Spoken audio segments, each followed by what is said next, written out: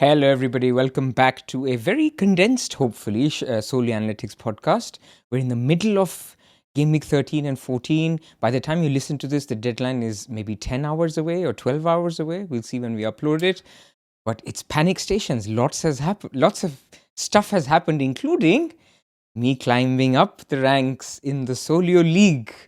Above my pod partner, Jonny. Jonny, how are you? I'm leaving. I'm not. No, we're redoing the intro.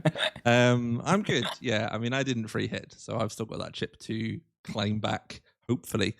You say that free hit can get negative points, as you know. I know. Yeah, so that was the issue. I think something I was thinking about in terms of playing it or not was I think it didn't make sense for my team anyway. But actually, something I've been thinking about in general about chip strategy, and I've been like hoarding these transfers. I've got 4 transfers and the free hit left.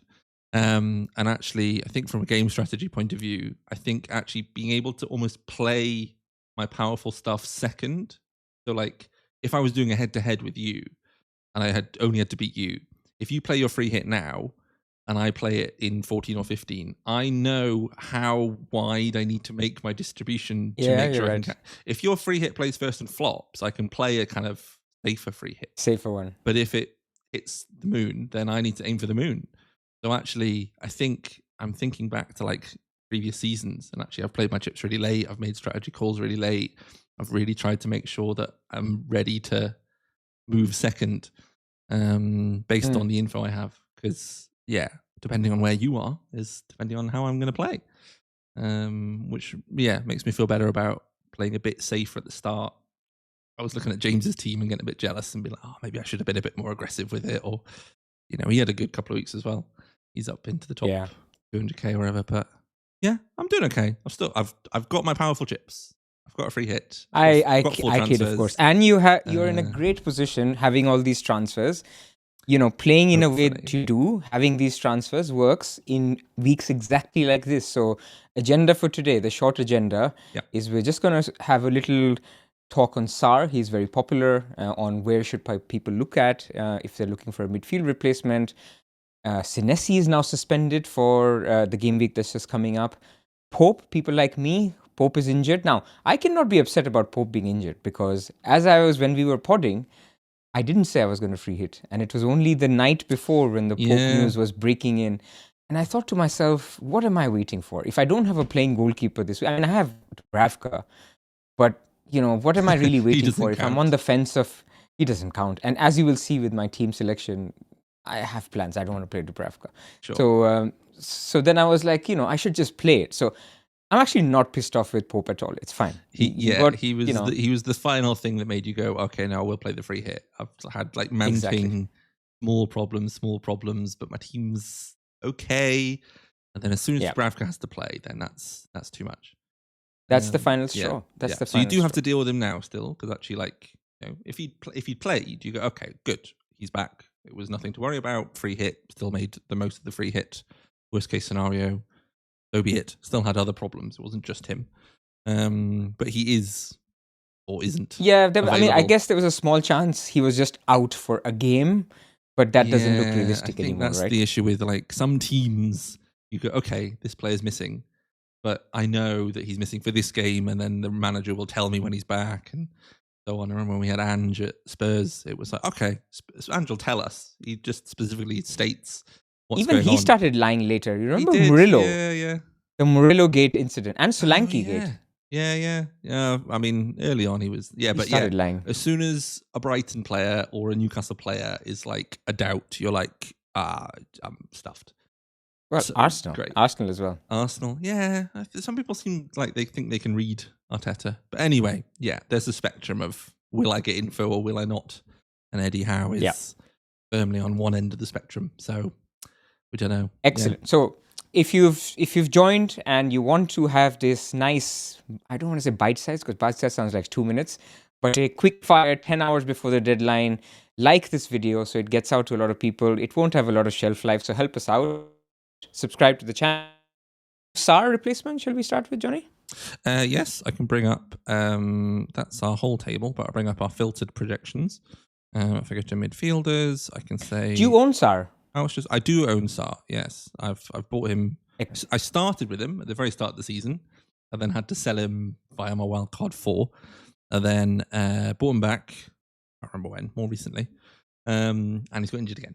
So yeah, I've had both of his injuries, sadly. But yes, I have got, well, we can get to my team later. But yeah, this is a problem I have and everyone else has too. Do you have him as well? I do as well, yes, of course. And he was going to go out anyway because he was off to AFCON. And I think of the 3 problems, Senesi's back next week. Pope can, you can play Dubravka. It's quite obvious that if you have one free transfer, then Sarr is the guy you deal with first. Yeah. And so this is why, there's a big clamor. But yeah, even if you extend the price range, Jonny, to like 8 million, I'm going to say there's not many options available anyway. Yeah, I mean, I can even bring it down a little bit because if I knock out the AFCON weeks, then we get NDI back up. I'll be gone in 17, won't I? 16. NDI pops up. So NDI might be someone, if you don't own, has a nice couple of fixtures for the next few. Who's he got? He's got Bournemouth, Forest, and Chelsea. It's middling, not great. I think Cunha is the one that people are excited about. They're the ones that people went to a couple of weeks ago or last week. The week that he got his and then free hitted. Yeah. Correct. Who were they selling? Was it Enzo? People were selling Enzo for Cunha. Semenyo. Actually, a lot of them sold Semenyo, yeah. So there was a few midfield issues and people were like, Cunha's good. The Man United have a very nice run of fixtures next few. Then Cunha's barely nailed because Mboma's at AFCON. So I'll go for Cunha now. And didn't work. Got injured. Should be back. But he has been pictured in training. As of time of recording, I don't know how he'd be unpictured in training between now and the deadline, but he was in the training. Correct. He's there now. Yeah, I do expect him to start, but I guess there's not 100% doubt on him. But I think he's kind of the standout if you can get to him. I guess Mbomo as well. Maybe if I priced him out slightly. How much is Mbomo? 8.6. I think this is a good list, actually. The Man United mids, basically, I think. If you don't have one of them and you can get to one of them, Cunha's the only one with question marks. And Boma's got question marks because you have to sell him again, but we have our 5 transfers, so that's not really a big deal. Bruno's just, if you don't have Bruno, I think, if you don't have Bruno and you have a route to Bruno, just buy him. He's really good. This is your chance. Bruno's really good. West Ham are not very good. We were proven right when James kept saying West Ham are not good. Do you know? No. I had Van Dijk, Gakpo, and Salah on my free hit because the words of James were ringing in my ears. You heard him. West Ham are not good. Yeah. And I was like, why aren't people picking Van Dijk on free hit? I mean, of course, this is, is obviously hindsight and stuff. Liverpool were rubbish against PSV and stuff. But I was just thinking, I was struggling to get a third defender. And I didn't want the Villa double up. And Villa were a little bit fortuitous with their clean sheet anyway. But look, their clean sheet odds were good. But I was like, Villa defenders don't DEFCON, right? So I was actually thinking Van Dijk will DEFCON. Ended up being Konate because they targeted the other side, not Van Dijk's side, which they usually do. That's fine. That's game state and that's just how it happens. But I just thought, Van Dijk, if he gets DEFCON, there's a chance for a clean sheet. Potential. No one's talking about him. Yeah. Exactly. There's no world in which Konza is getting DEFCON or Pau Torres is getting DEFCON. They just never do that. They don't play like that. Whereas Virgil has actually proven to be slightly more DEFCON-y than we might have thought at the start of the season. Yeah. In the same way that Gabriel and those guys have. And yeah, I mean, they kept the clean sheet. Sure, helped by Paquetá's red card and all sorts. But so I think, yes, Man United, target West Ham. Nice entry point. Man United mids. Talk to me about Szoboszlai. They've got West Ham, they've got Wolves, they've got Bournemouth. And then I think it's even quite good from then all the way to That's a pretty 21. Good three. Szoboszlai, he's on 4 yellows. Still, so he still has that suspension threat, but so remind me, how do we take that into account? Do we do that in our minutes projections? Yeah, so actually what we do is we put in the optimistic version of the minutes because actually he very clear it's a very binary, he plays or he is suspended, whereas the kind of the 50-50 calls of is I can't think of an example, but is Doku or Marmoush going to start on the left wing for, it's a bit mixed, and actually there's a lot of states in between where you get half a game of each or something like that. But Szoboszlai is probably going to play most of the game, but at one point he will miss a game. So actually, this is something that you can build in with. That I'll show in my team selection stuff later. Is actually building kind of the planning trees for he'll suddenly miss a game here or here or here or here. But in the minutes projections, we project him as fully available, if that makes sense. So we're gonna add a flag at some point. I think we haven't actually got that in the tool just yet, but we'll flag up this player. But yes, so under the assumption that he doesn't get the suspension, he's up there amongst the top players as well. And actually, we did see him further forward. We saw Joe Gomez playing a right back because one of the issues that we thought was he might have a lot of right back minutes and his DEFCON goes up, but his goal threat goes down a lot. But actually, still got this mixed, 90 minutes somewhere on the pitch, some of it further forward. So I still think he's really strong. I don't know if it now would be exactly when I'm entering in terms of picking him up, but yeah, if you don't have him, he's a good buy. Yeah, a couple of weeks ago when you got him, it was a good entry point, I think. Yeah. Yeah. I would say the problem with people like me is we have 1 free transfer and 3 problems. If this week he makes it 4 problems next week, before I get my 5 free transfers, I would be in trouble. Yes. So that's your big issue. Yeah. You're buying a potential problem at some point. If your squad's set for that, fine, great. Okay. Yeah. Sarr's a problem and I'm using my transfer to buy someone better than my backup this week, but I have a backup, so I could, I'm deciding between Szoboszlai or roll and play Anderson or something. I think in that case, Szoboszlai is a really nice pickup. But yeah, if you're I need to buy someone because if I don't buy anyone, I have no bench, then you might have the same problem next week picking someone like that up. Whereas someone like NDI, you know when the problem is. He's off to AFCON, and I suppose there's some doubt on 16 or 17 or which week they go, but but by and large, barely, I think you're there till the time you get the free transfers. Yes, I think that's what people are now.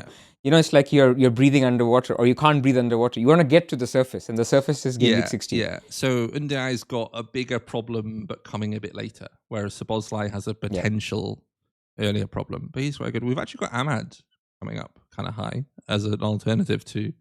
What are Gakpo's minutes? What do we have Gakpo's minutes on? Gakpo, where is Gakpo? I think he's a bit low still. He's a bit low. Yeah, so we've got him on 60 minutes. Because so this is one if people want to adjust their beliefs. Especially after 16, I feel he gets 1 game in 15 or 16, maybe both. And then after 16, he's looking really good because we've just seen in the West Ham game how they might set up without Salah, right? Wirtz on the right, Gakpo on the left, Isak or Ekitike up top. So I think his minutes look good actually from 16, 17 onwards. Yeah, we've got them higher. They're up near 70 once Salah's gone to AFCON because there's more space for him to fit in. And obviously, they dropped Salah. That was the other big news. I don't know if there's Salah owners who are wondering what to do with him. Us on free hit. We focused on Senesi and whoever, but or Salah owners. They might got a good bench. What do you think, actually? If you're going to digress in a couple of sentences, if you're a Salah owner, what do? Do you captain or do you sell? I wouldn't sell. I'd captain. That's a wide bar. Yeah. Do you captain or do you sell? Yeah, one of them. Yeah. Either or. I do have this problem in a couple of other formats. The joy of playing so many formats is that you end up with a problem somewhere. And actually, I very nicely got Enzo Lefebvre off my bench in that format, which was very nice. Very happy with that. But yeah, this week he's actually even better in that format. So he's even more captainable in terms of the gap above. Bruno and Haaland and these guys. So I'm leaning towards captaining and just doubling down. I think also if I was a Salah owner in FPL, there's a potential chance that this might be the last time I ever captain Salah. I don't know if there's a nostalgic element. That's what we thought. Or not captain, but the own. I thought this is on free hit. This would be the last time we don't. He's no, sorry, not this one. What a way to go. I'm not even playing. No, sorry, see you later. You can have Mukiele or Ronaldo or whoever. instead. Yeah, I think. I mean, if I own Salah, it's for a reason, and the reason is I want to have him when other people don't have him. That's why you're owning Salah now, still. So I think that still holds. I think I would double down on that because you know that you have to sell him soon anyway. So I don't think there's any point going, okay, I'm going to swap to Haaland now. Maybe, but yeah, I would.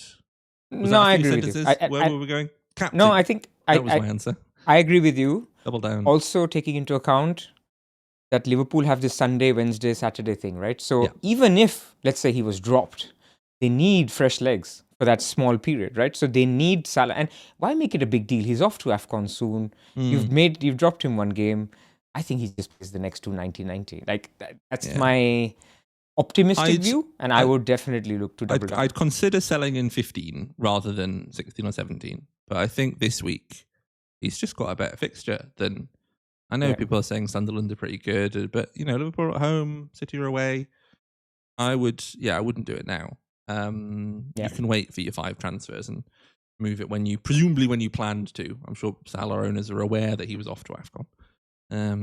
So they presumably had a plan in place for it. But yeah, I don't know. I kind of hope it works for them. I feel like there's enough of a small group of them that actually, if they do really well, I'm just like, good. I'm glad you got something out of it. Yeah. Rather than like, they got this has ruined my team. Yeah. Well, yeah. A lot of them vice captain Thiago this week. Yeah. Some had Foden even as well. Yeah. Some had Foden vice captain. So they have some sympathy, but I'm not like, that is some. I have never received vice captain Jam. I have never in my life received. No, have I?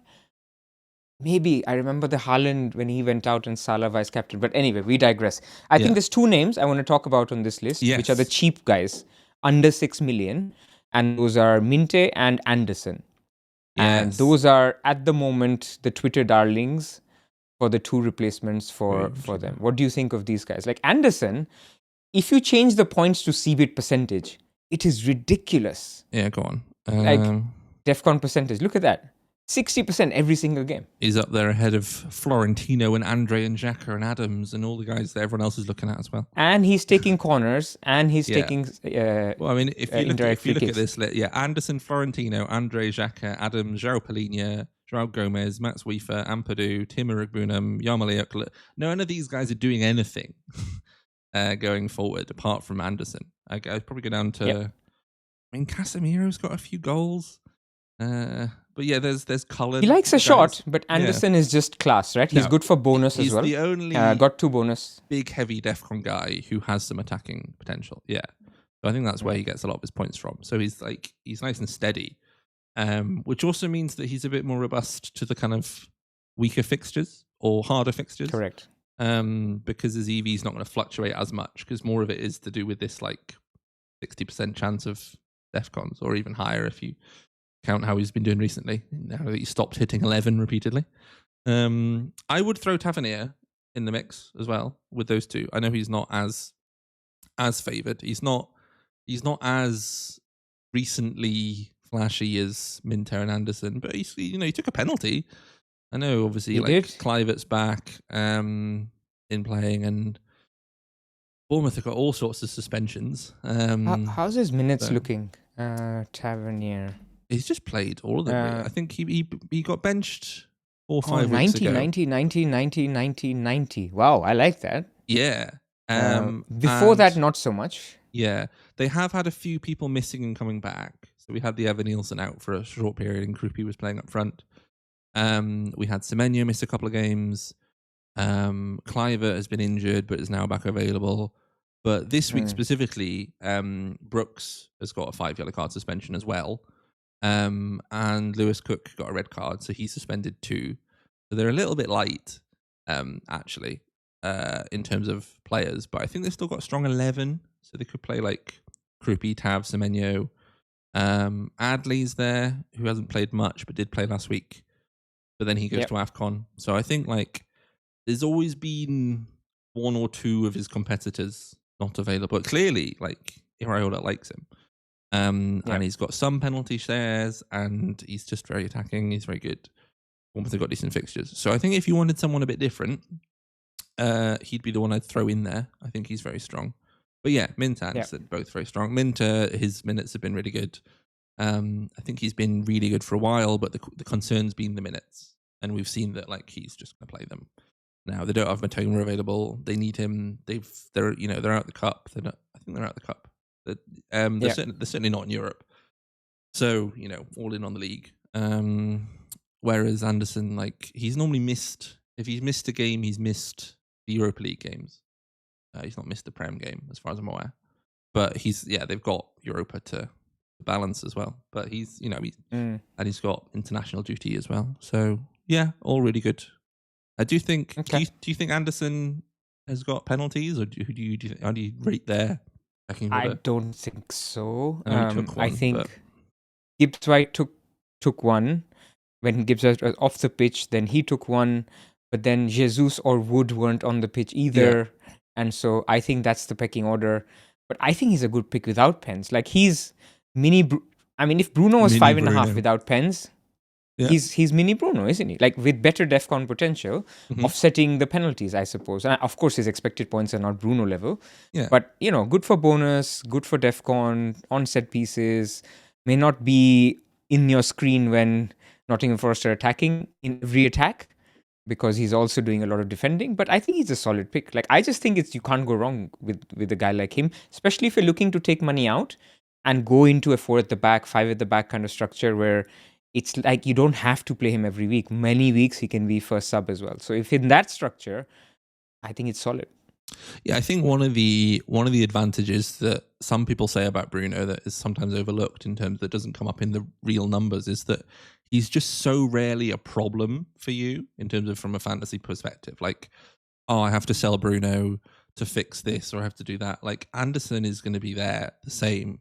He's like, okay, I've got a few issues. If I want to like plug a hole and be like, I want to just fix that so that I can fight these other fires, I think Anderson's a really good pick in that regard too, because he's going to play 90s, he's going to get DEFCONs. You can play him in the weaker fixtures, and you don't want to, but it's not as bad. So yeah, I really like it. Is there anyone else on here that's standing out to you at all, or are we getting under Dewsbury Hall maybe, if you want to go really lower? But I just think at this point, there's 0.3, 0.4 in it between Dewsbury Hall and Anderson. You might as well. I'm picking Anderson. Yeah. It's only if you've already got Anderson or you're strapped for cash. Or have we got Enzo Lefebvre further down as well? Lefebvre was another one that I was going to say. Seems to have pens now that he's taken one.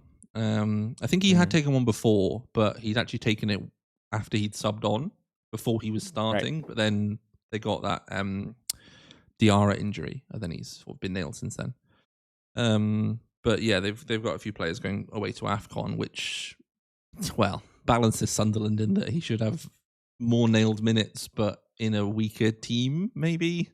I don't know, hard to rate on that one. But yeah, I think there's quite a few ones. Do we want to look at defenders as well? There was a Senesi replacement. Let's do defenders. Let's do under 5 million. Just under...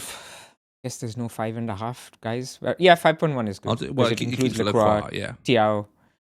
And excuse me, Anderson. Yeah, we got Richards up there as well. I do think Richards is a slight risk for this week, or this game. Yes, I agree.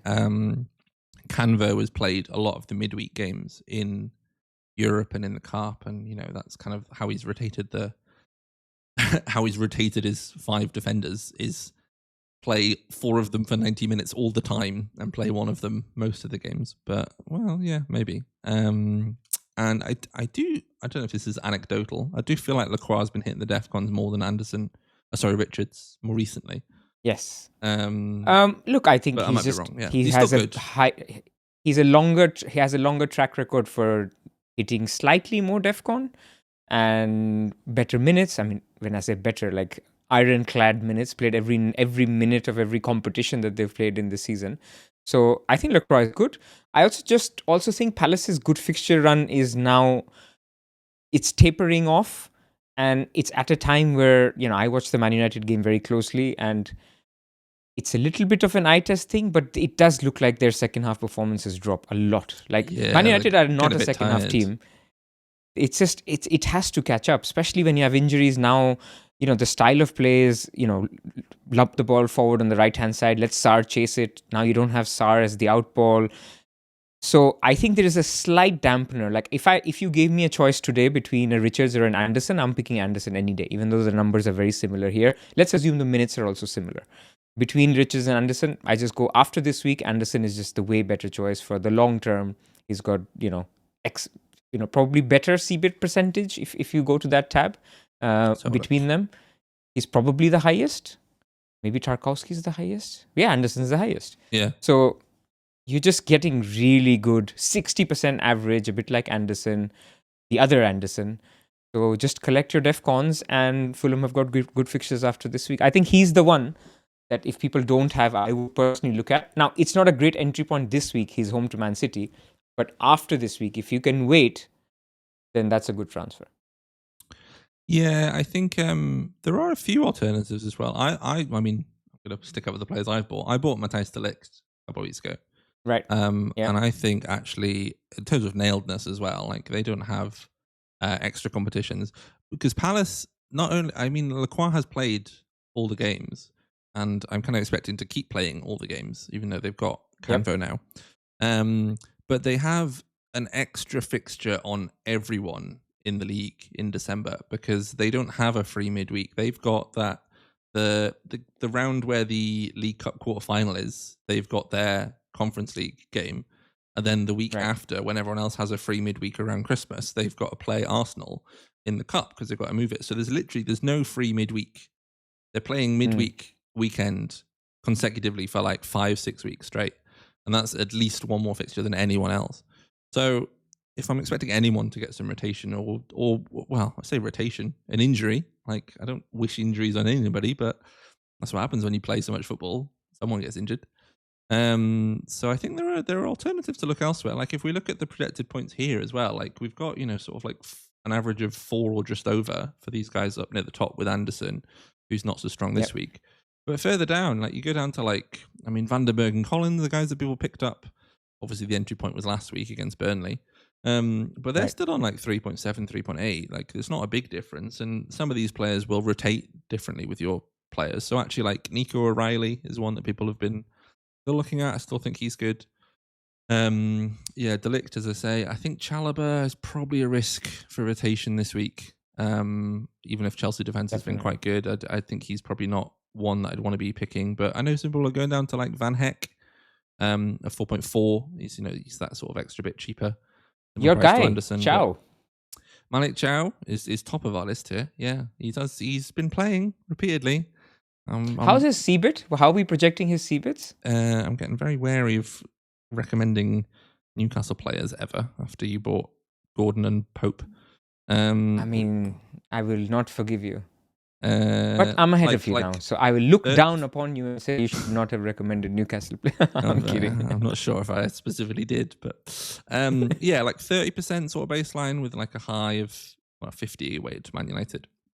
So probably like 30 is not bad. 1 in 3 games. 1 in 3. Which is, I think like possible. We might be slightly over predicting, but it sort of depends on the play style. Like I think there's one dynamic which I'm kind of horses for courses on how they're going to play. Yeah. So if they play Livramento and Hall, then Burn's going to play centre back. Yeah. And if Burn plays centre back, he's the guy in my eye test view, when they lump the ball forward, who goes to clear the ball, a bit like like De Ligt does for Man United. It'll be Burn.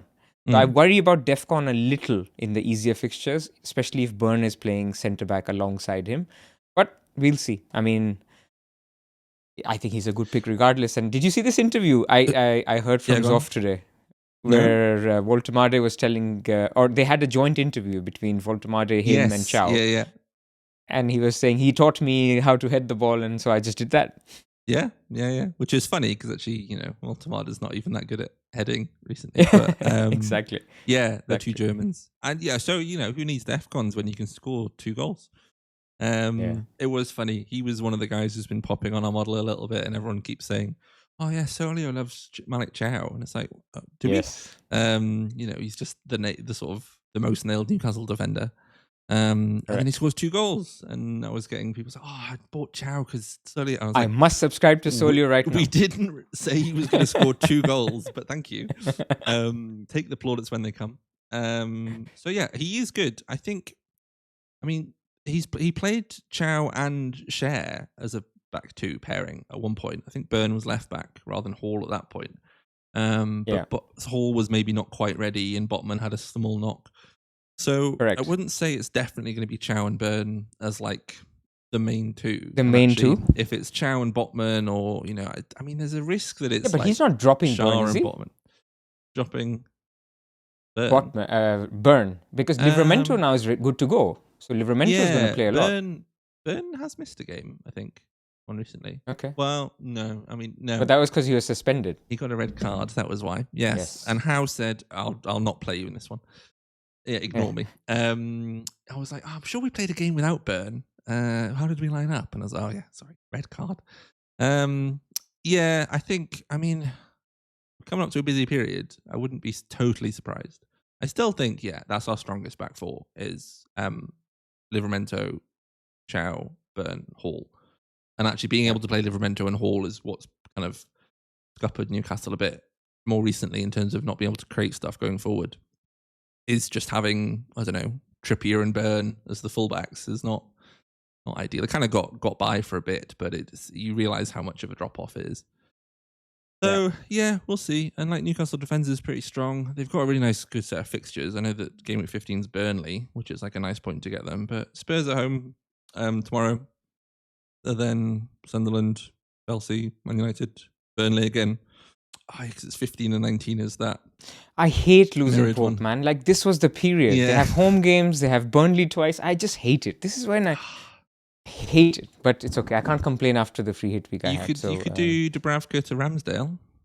I can't, because then he'll decide in 17 that Pope is ready to come back. So yeah, so if you do Dubravka to Ramsdale, you'll have Pope and Ramsdale, and you've got the Newcastle. I'm not doing that. And then no. I would rather just get Raya then. Because John Ruddy, you'll get a game, and it'll be my fault. Oh yeah, fair enough. I'll go get Raya. Yeah. I think before we go to keepers, let's talk about O'Reilly as well. Yes. I was adjusting O'Reilly's minutes just today, actually, on Solio, and it's just really tricky because his minutes after 16 look good. Yes. But in 14 and 15, there is a chance he misses one game. Yeah.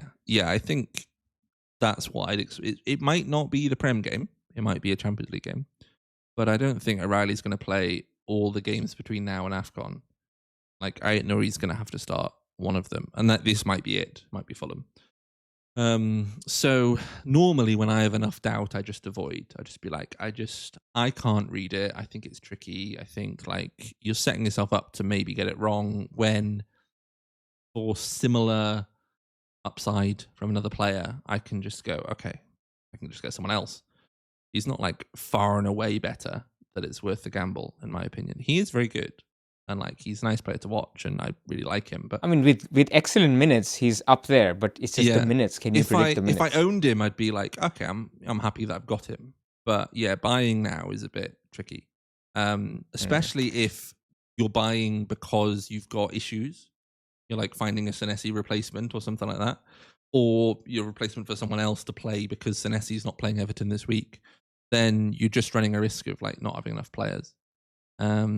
Whereas buying a bit later, or buying because you've got too many transfers, luxury transfers, then you're kind of adding him on top, and he's your risk, and you've got 4 solid ones. I think that's maybe a bit. I don't know if that's you'd agree with that, or when would you buy O'Reilly? I think so. I think you wait this week, right? One of two things will happen: either he plays or he's benched. If he's benched, that's information because then it means that he very likely plays 15. And then from 16, he is good because AFCON or 16, 17. So I think buying next week makes sense. For me, if I was to do it, I would buy O'Reilly next week if he's benched this week.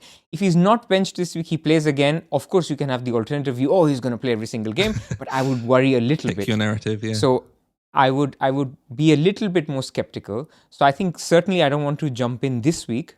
I think he's even rising tonight, or maybe by the time people are listening, he's already risen.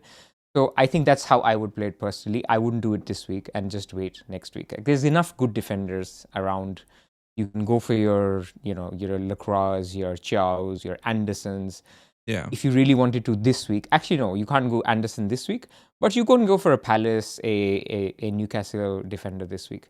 So that's how I would play it. And after that, yeah, get him. Yeah, I mean, like, also if you think Bournemouth, if Senesi replacements, if you think Bournemouth was like it suited your rotation really nicely, you could just go and get Truffert. I know he's a bit further down, but like you could just swap. Not what I do, yeah, but I think, then but like, you know, look at Truffaut's projections compared to the others, right? I mean, there's a difference. Yeah, but I mean, like you might have a strong pairing. You might only have. Yeah, but Senesi was the DEFCON guy as well. It wasn't just Bournemouth. Yeah. Like Anderson's not just Fulham. Well, it's Anderson. Yes. Yeah. I mean, all right, fair enough. Don't buy Truffert then. But anyway, let's do keepers quickly before we go to teams. Bother. Yeah. I know Raya's going to be far and away number one, but I'm looking for people who don't want Raya. Who are they? Where are they? Send them to me. Well, Alisson's back. Might get injured again soon, but he's available. But then I'm gonna say he's similar price to Raya. Raya's 5.9 now. How did he get all the way up there? He's 500,000 more than Alisson. He is. You've seen Timber's price, Gabriel's price. People are just going mad for Arsenal defense. Like, it's like, you know, because this is all ripple effects of Salah not being good. So everyone's like, oh, I've got Haaland. And then maybe Saka. And money. And I can buy anyone else. And they don't have Bruno, right? So it's like, yeah, I can buy any keeper I want, any defender I want, any midfielder I want who is not called Bruno. And there's just a lot of money flush in the market. That's why Raya is going up. And any player that does well just goes up like, you know, like anything. So, yeah. So how much? Pope's 5.2. So you can afford most of these guys. I mean, like, I don't know about Pickford. I've not really looked at. I mean, this is why I bought Raya, so I don't have to look at goalkeepers. Not to worry about it. Because like Kelleher and Leno, I think so. Cheap keepers. But Kelleher is the one that we have high up, right? Yeah, because they've got Arsenal away and City at home for Kelleher and Leno. Sells is decent. Yeah, Wolves away. He's got Wolves this week. I mean, I don't know. I know Dyche has come in, but like, I don't think their defense is that good. I mean, it might improve, and Murillo was missing. I think he's fine, but like he missed a game. Yeah, he's missing. But they've only kept one clean sheet so far. I think that was their first clean sheet last week. But I mean, if you look at Rob's clean sheet projections from our model. Yes, like it just tells you just go get Raya, man. Like look at the I was gonna say table. Like if you're talking about Forest clean sheets, I think that's more Wolves attack than it is Forest defense. We saw it last week with Villa. Yeah, I don't know. Sanchez due a rotation? Jorgensen going to play a midweek game? Maybe some point. I don't know. Petrovic. Yeah, Verbruggen. I don't really like any of these players. Well, like Swagger, Raya. Like none of them look that good. Yeah. And you know, I was making this point earlier on the wire as well, that if for Arsenal now, there's no clear third choice. Like there was a time when Gabriel was fit that you could have said, oh, I want Timber or I want Calafiori. But over December period, I don't think Calafiori is a pick that he used to be. Gyökeres is not fit. So actually, apart from Saka and Timber, you struggle for a clear third pick from Arsenal, maybe Rice, but then Raya is there. Yeah. So my argument for not going Raya earlier was there's other nice picks. Eze was a pick. Calafiori, like I said, and Gabriel was fit. So I think Raya is okay. Now, if somebody wants to look at a Pope replacement. I think I'd expect like one of the other Arsenal players that isn't Timber or Saka to have a really good December. But I wouldn't like know how to pick who that's going to be. So like Eze might go and do it. Martinelli might nail down the left wing spot for a bit and go and do it because Trossard's been injured. Or, I don't know, maybe they just stick with Marino up front and he's off. But, like, we don't really know that, do we? I wouldn't, like... I'd find a very hard time betting on one of them specifically doing well in December. But I'd probably make a bet on generically one of them, if that makes sense. So I think there's this FOMO of, like, I might get the right one. But... you're probably not going to get the right one. It's the same with the 4.5 keepers. Like, Ruffs, the Sunderland keeper, is he the top scoring keeper? He's certainly up there with Raya. He is, So, like, it's like, a 4.5 keeper always does really well, is something you sometimes hear. And it's like, yeah, but most of them don't. One of them does well, but, like, You don't know which one Did you know it's going to be the Sunderland one at the start of the season? Like, I didn't think any. He's in my anti-FPL team. Like, I didn't think Sunderland were any good. I think there was even one week where Sunderland kept the only clean sheet of the week, and I had him as my anti-FPL goalkeeper. And I thought, how have I managed to do? I've got the one clean sheet, and I don't have a single clean sheet from a goalkeeper all season in my main team. No way, not a single one. Who have you had? I mean, you had Pope. Who was it before that? I had Sells. Then on bench boost, I had Sells and Dubravka. Oh dear. And then I had Pope. Not a single clean sheet. And I'm about to ruin Raya. Oh, well, that's fine. I'll sell him later. I'll just go. Yeah, I mean, these aren't flashy transfers, are they? The goalkeeper ones. I think you just pick Steady Raya. And I mean, the issue is take some budget up. And he is now 5.9 rather than 5.5, which is a chunk when you only have one keeper. But yes, don't know. I don't like any of the keepers. Does that help? Let's do teams. Leave it there. Let's go to your team. Tell us, when are you playing your free hit? Or are you using your 3 transfers? Or 4 transfers? 4 transfers. I've got 4 transfers and a free hit to use at some point. So this is my current team. So Senesi's out. Sarr is injured. I've got Raya. I've got Lacroix and Delict, who've got Burnley and West Ham. I'm very happy with. I think I'll play them this week. I've got Mukiele and Anderson, who are available, but they've both got not great. They've got Liverpool away and City at home. Wouldn't want to play transfers. Obviously, but Senesi would have been the one playing, and Sarr. Bruno, Szoboszlai, Saka, and Di have all got good fixtures. Happy to play. Szoboszlai is not yet suspended. Might be soon. And then I've got Haaland and Mateta, who I thought might have a rotation risk this week. I'm less sure on that, but I still wouldn't say he's nailed. Like, I could see them playing Nketiah, Pino, and Kamada, or as a front 3 or something like that. But he should come on. He should play. I'm still think the likeliest outcome is he just starts. But I'm not super convinced. Probably not enough to sell. I might have done before, but now I've got problems. And then Thiago on the bench, who's been really good as a pick since Wildcard 4, but not so much this week away to Arsenal. So yes, 4 transfers or a free hit. So I think when I was looking before, I was like, okay, I've got Senesi on 4 yellow cards. I've got Szoboszlai on 4 yellow cards. If they both get suspended at the same time, that's the free hit week. That's just going to be obviously it. 2 good players out for a week and then back. That's just going to be my best free hit. But one of them's got suspended and one of them isn't. And Sarr is injured. And the thing with Sarr is that he's injured and then I have to sell him anyway. There's no point carrying him for a couple of weeks. So I had this in another couple of formats of okay, well, he was being sold soon, so I can just sell him now. It's a format where you can make a transfer mid-game week. So once he was injured, I was like, okay, I'll go buy Minter because he's going anyway. But if I go to our zoomed out view and show you my planning trees, let me show you this top one. Goodness. So this is what I've constructed. This is what I was talking about with Szoboszlai, yellow. So I don't know how well you can see it. But basically, I've put he gets a yellow this game so or this game or this game. So the orange ones here are I've put 20% chance, which is probably a slight overestimate, but just enough to kind of help. So in this one, we can see if I click on there, if I go to Szoboszlai. Oh, I'm on goalkeepers. Szoboszlai is suspended for 15 and then back, and then this one I've got him suspended for 16, and then on the other side he's fine. So every week he might get suspended. So I kind of built out this tree of what might happen. So 20% chance every given week that he gets suspended. And then I tried to put in the ways I might deal with that with my free hit and my transfers. So I could just free hit now. So I put free hit in 14. Or this is the same tree but copied down. I can free hit in 17, which is coming up quite strongly. So I either I just bench him. If I click on this one, it just benches him for a week. And in this one, obviously, it would he's good enough and he plays, but he's playing over Lacroix or someone like that. So I just commit to free hit 17. Or what I can do is I can kind of go what if I just free hit when he gets suspended? If that makes sense. So I play game week 14, and then if he's suspended, I free hit, and if he isn't, I don't. If he's suspended in 16, I free hit then. If he isn't, I don't, and so on and so on. So I just do all the way through. And obviously, I have to free it in 19 Well, I don't have to. I could burn it, but I'd probably not want to do that.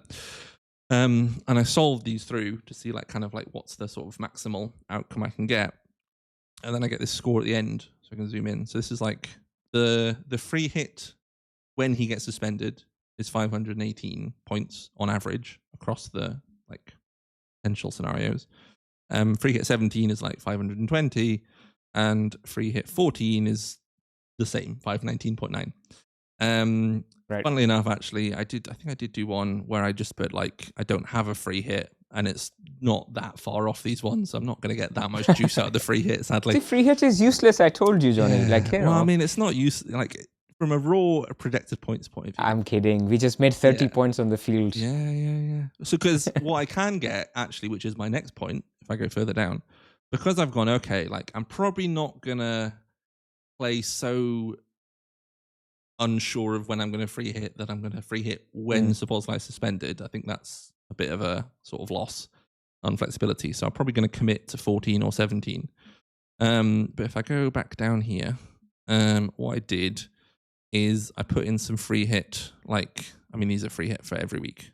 But what I've solved is I've solved this one. This is the free hit each week with no restrictions. So just pick the best team. And then this one has like a 20% weighting on risk. This one has a 40% weighting. This one has a 60% weighting. This one's an 80, and this one's 100. So it's kind of like how. Remember the chart we had last week with Sertalp in terms of like hitting the sort of the risk frontier blob of okay, like I can aim straight up and go, I want just pure raw maximal projected points, or I can start to like seed a little bit and aim my risk thing over to the right and start aiming for like some extra standard deviation. Because since I'm not getting much juice out of the free hit, what I can get is I can see which weeks are going to like allow me to get that kind of differential juice rather than just the raw points juice. So this week, actually, like the default one's quite juicy, so to speak. It's got triple Palace defense. It's got triple Man United midfielders against West Ham. Got some Liverpool players. It's still got Haaland. If I put a bit more risk in, it's like swaps it to Salah. Basically, you get Salah and you captain him.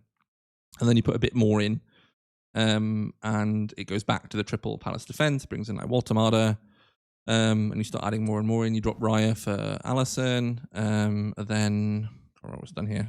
I've dropped Bruno for Ahmad, because Bruno is predicted to be popular in our model, even though I don't know the masses don't seem to be catching on yet.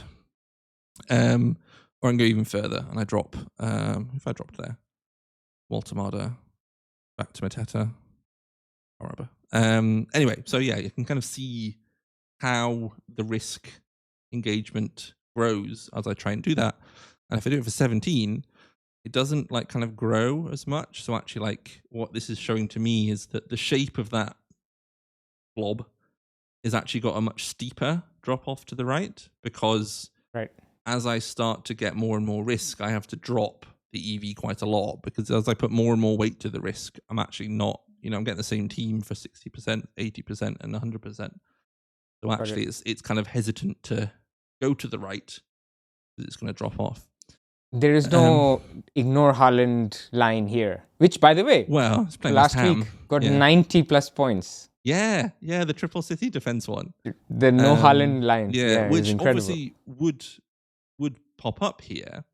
But it's like, it's almost hesitant to do it because it's like the points drop off is so big. Yeah, you're not going to do that. So I could do it. If I go like, right, I need a Hail Mary now in Gameweek 17, then I could do it. But I'd be foregoing a fair amount of projected points. So that makes me lean towards free hit this week. But something's telling me that I can just wait. And actually, I quite like the moves that it suggests this week, because if I go back, jumping around a lot here, excuse me. If I go back to the free hit 17 plan, what it's doing is it's doing like Senesi out, Sarr out, and then I kind of want to get on this like dead forward spot structure. So I go get Mark Guiu, and it brings in Virgil and Cunha, and it's got Delict to Chow, but I think I can push that back a week. / do it in a different way, because actually Delict's projected points this week are pretty strong. So I do 3 moves. You use 3 of the transfers. Yeah. Okay. So Senesi, if I Sarr, do, and Thiago. I'll put this back to that's Mukiele. I need Delict. Wherever he is. Oh no, because Senesi goes, doesn't he? So this needs to be Mukiele. Excuse me, mid solve. There we are. Yeah. So I do Senesi, Sarr, Thiago to Virgil, Cunha, and Mark Yu. And I get a pretty strong 11 there. I do have Mukiele and Anderson on the bench, who aren't great. So actually, like, if Mateta does miss out fully or Cunha isn't fully fit, this is why I was a bit unsure about it until Cunha was spotted in training. But yeah, Raya, Virgil, acquired Delict, Bruno, Szoboszlai, Saka, Cunha, and Ndiaye, Haaland, Mateta is strong. Pretty and good. Yeah. If I free hit now and have to come back in game week 15, I'm going to have to sell Sarr, presumably, unless he's magically fit and I can sell him a bit later. I don't love Senesi's projected fixtures longer term. I think this is actually a reasonable chance to get off him. The week where I'd want him is game week 17, but I can free hit him back in, or some other. But tell me something. Yeah. If you free hit next week, then you're burning a transfer, right? Yes. So I'd be fairly committed to not free hitting 15. If I want to free hit in 15, I should use all my transfers now. Exactly. But my team in 15 is actually quite strong, even if he gets suspended. Like, I'll have 2 transfers, so I can do Mateta to Welbeck or something. And then even then, like, I've still got like a really good, my bench is weak there, but I've only, that's me burning a transfer. I'd have space for, what can I do? I do Mukiele to Gao. And then I've got Delict on the bench. That's your 2 transfers. So I'd have space for another issue. And then I have 5 transfers, and then I have a free hit. So like, I can get to 16 even with another issue on top of Szoboszlai getting an untimely yellow card. Yeah. And if he doesn't have the yellow card, then I'm like, fine, great, cool. Yeah, so I can sell and die in 16. So it's a little thin, the free hit 17 line. It's a little thin 14 and 15, but it's not as thin as some people are. I don't have to take any hits. And I feel like there's a chance that, because 17's got like a lot of players I don't want. I could even get Palmer on this one. So I'm still undecided. I know that that's not the best headline for a podcast. I don't know what I'm doing. So I think that's from why, the number of decision trees. Yes. Yeah, you need you're a little, but you're in a great spot. What man. you think? Like yeah, that's the summary of the thing. That's why I'm like, either of these is good. Whichever one I decide, if it doesn't pan out, I'll be like, well, they were both good choices. It's not like I'm going to find out that there was a right one and a wrong one. Like, I'm just picking one of them to some extent. And one of them will do worse, presumably. Like, one of them will do better than the other one. But it's not like I look back and go, I really should have done that one because there was info available right now that I was overlooking. I don't think, but call me out if I'm missing something. No, I think I'm going mad. I've got these like red strings on the wall. Like, help me. This is why I struggle to reach the number of transfers you do, because I want to do stuff more quickly. Like, but yeah, essentially you've got 4 transfers to burn or use in the next 2 weeks and a free hit after that. So yeah, like the 3 that I just saw, they look very good actually. Double, triple Man United. Why not? Yes, yeah. I think I just always feel like, having bought Delict, I don't want to free hit him out for West Ham. Like, even though that's not really a reason to not do it, I'll be like, I bought him for this week, among others. So sure, it makes sense and I get him later, but I don't know. We'll see. How about you? Should we go to yours? All right. Yeah, let's do me. So I'm going to read out my team, which has Dubravka starting, which is disgusting on its own way. Well, then I've got Timber, Van Dijk, Anderson, and Rodon, which doesn't look very pretty. I've got Bruno, I've got Saka, Minte, Semenyo. I think my midfield looks nice. And Mateta and Haaland, which is also nice. So 1 free transfer only. And I've got 3 players who I don't like, which is Dubravka, Anderson, and Rodon. Now, Anderson is fine. Home to Man City is not the worst for Fulham. Fulham are a decent team at home. But I have no choice, right? You have limited resources and I have 1. Yeah. So dealing with Sarr is the most sensible approach. That will help me bench Rodon. So that's the first thing, right? So who can Sarr go to? It has to be somebody 6.9 million or less. I could have gone Rice. I'm 0.1 short of Rice. Not that I'm that interested in Rice anyway. So then I come all the way down. Of all the midfielders we discussed was Anderson and Minte. I already own Minte, so Anderson is the choice. Who I'm quite sure that I will get because he's just a solid pick. Gives me an instant 1.6 expected value from the, I can now bench Rodon. So that's the first thing. Now I can leave it here. This is fine. It's not the end of the world. Dubravka is home to Crystal Palace without Sarr. A very tired Crystal Palace. Man City. Very tired. Except that Burnley have never played midweek in their lives, so I don't know how tired they will be. Well, we'll see. So look, next week, if I look at my team, it looks fine as well. But because Anderson has good fixtures. 15. Yeah. So next week, actually, the team looks great. The only issue is I don't have a good goalkeeper next week at all. Like Dubravka is away to Newcastle, and then Pope is here. So I'm just thinking that I should just take a hit and get Raya this week. Just fix it now. So Pope to Raya, which you've got the money for. Yeah. And then you're getting like a 1 point-ish upgrade. But that carries forward. That carries forward, but only 2 weeks, right? Because I could have done this in 16 when I get lots of new transfers. So it's not like the hit is for the long term. Yeah, or you can do it next week for free. Like, because you're going to have to make a transfer. I'm not so saying what you I should like do this, for next like, week. You might have another but move I can get up. that. I don't have it lined up per se that I have to do it. But next week, I don't mind, for example, a Semenyo to Foden. Like if I did this move, I would have that because I would have to use that one extra transfer. Right. Okay. It would give me that luxury, or I could do Senesi to O'Reilly. Like depending on who I feel is the right pick, home to Sunderland, I can do that move and bench Anderson instead. There's available upgrades to make rather than, if you make a hit this week and then get to next week and go, I've got nothing to do, then you go, okay, I probably should have just waited and bought Raya this week. But if you can bring it forward and go, okay, well, I've still got the available upgrades. Maybe one of them has an injury or a suspension or so on. And I go, okay, well, I have to fix this one. It allows you to do that rather than getting to next week and going, okay, I've got to buy Raya now, but I've also got another problem, so I have to take the hit anyway when I could have just bought him for the hit last week. Yeah. I think that's kind of tricky. I guess this is it's partly why I tried to get to 4 or 5 transfers. I get my own problems. I agree with you. I can hear you. This is why I wanted to tell you. Yeah, and I don't mean that in a boastful way. I mean that in a good. I know. This is because equally we go back a few weeks and we go like, okay, well, I'm rolling out this kind of okay team, and perhaps it's like, I've gained points here, gained points there, and you do I'm forgoing points. But yeah, it comes to fruition now, and obviously, don't do the transfers earlier and save yourself the hit now is not good advice. That's not helpful, is it? But I think the point I'm trying to make is that it shows you why sometimes not making the moves before makes sense. But also like in this position, I think like hits are viable. I don't think it's like a kind of don't do it. The way I see it, I've do gained... it because you shouldn't have got into that position, if that makes sense. Like, and sometimes just stuff happens. Like you go, well, I needed to make those transfers earlier.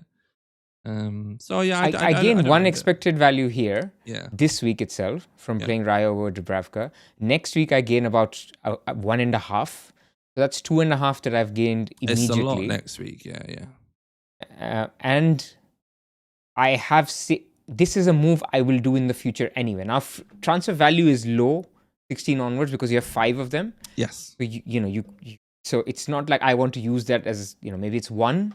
Mm-hmm. So I'm just thinking it's maybe break even. And if I also think that I can use a luxury transfer, get some more EV next week because I have to use a transfer next week, I'm trying to justify in my head, maybe it's okay.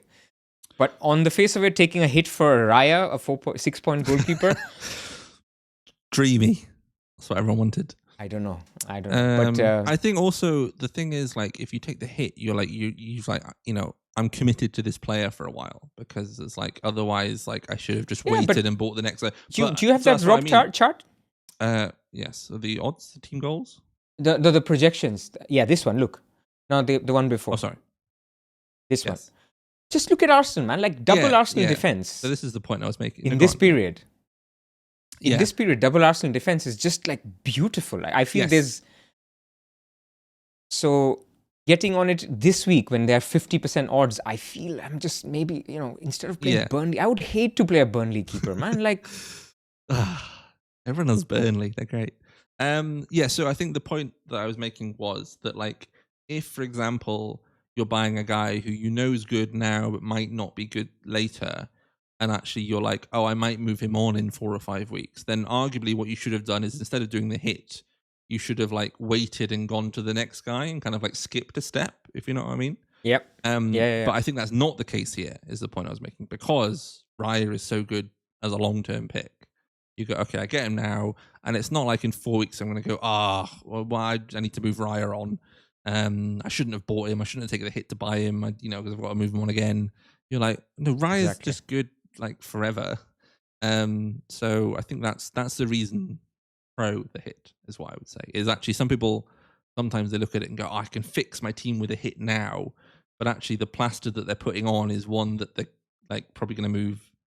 They're better off skipping a step and just getting ahead on the next wave. That makes sense. Whereas Raya's in all the waves. Like, you might as well just get on this one now. And last but not least, why wait for the next wave? On my free hit, oh yes, I had a Sunderland defender because I had no money in the bank. Yeah, I wanted Mukiele. I couldn't afford him. I went for Ronaldo, who got me 4 points. What? Mukiele got me 0. Yes, I played. Ronaldo Mukiele. got the assist for the pen, right? Yeah. So that's my 4 points. Okay, all right. That's so my hit. You've got it back. You won a hit by being a bit poorer than the guys who got Mukiele. Not quite as many as the guys who got Enzo Lefebvre, but yeah, very good. Yeah, I had Mukiele. I'm not having that. I just played Mukiele straight up on my normal team. Got no points for him. Right. Sadly, but yes. All right, we'll leave it there. We'll wrap up. Hopefully that was useful. We'll try to do team selection-y type of thing more often, especially when there's tight deadlines. So hopefully this was nice, helpful. Give us feedback in the comments how you found. And you have 8 hours to listen to this, so you can do it 4 times or 8 times. Yeah. I think it was good as well because we both had quite a bit to talk about this time. Like, exactly. It's hard. Are we going to do a team selection video where it's like, yeah, I'm rolling, and you're like, yeah, I'm rolling as well. Like, oh, cool. All right, see you next week. It's usually you. Yeah, it's normally me. I've actually got stuff to do now. I'm panicking. And I've got a very short turnaround to do it. So we'll see. We'll see where I land come tomorrow. I've actually got last minute tickets to St James's Park as well. So I'll be doing it on the train on the way down. Well, you won't be seeing Pope there. Well, I'll let you know in advance. I'll give you an advance warning. I'll check the team bus. Now I know. If I'm holding Pope, you guys now know who told me that Pope is starting. No. I have no idea what's going on. No, I'm going for dinner with my parents first. I'll do that. Maybe my dad knows. Who knows? Anyway. Should be fun. But yes. Excellent. Thank you everybody for watching. We will see you next week. So we won't do the game week next game week 15. 15, yeah. But so we'll be back for game week 16, which is preview. next week. Yeah. So have a good game week 14 and 15, and we will see you next week.